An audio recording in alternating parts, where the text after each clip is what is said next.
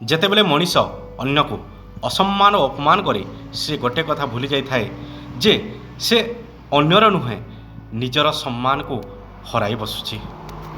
ମୁଁ ବହୁତ ଲୋକଙ୍କୁ ଦେଖିଛି ସାଙ୍ଗମାନେ, ସେମାନେ ଅନ୍ୟକୁ ବୋକା ଆଉ ମୂର୍ଖ ଭାବି ନିଜକୁ ପଣ୍ଡିତ ଆଉ ଚାଲାକ ଭାବିଥାନ୍ତି। ଏମିତି ଭାବିବା ଅନୁଚିତ ସାଙ୍ଗମାନେ।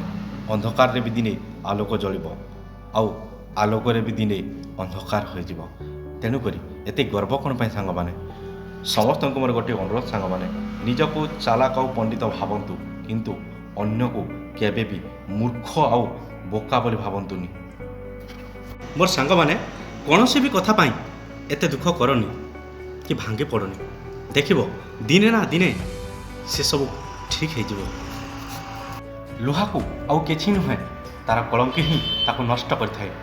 ଠିକ୍ ସେମିତି ମଣିଷକୁ ଆଉ କେହି ନୁହେଁ, ତା'ର ନକାରାତ୍ମକ ଚିନ୍ତାଧାରା ହିଁ ତାକୁ ନଷ୍ଟ କରିଥାଏ।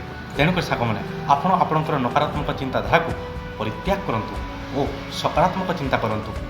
ସକାରାତ୍ମକ ଚିନ୍ତା କରିବା ଦ୍ୱାରା ଆପଣଙ୍କ ମନ ପବିତ୍ର ରହିବ ଓ ଆପଣ ଜଣେ ସୁନ୍ଦର ମଣିଷ ହୋଇପାରିବେ।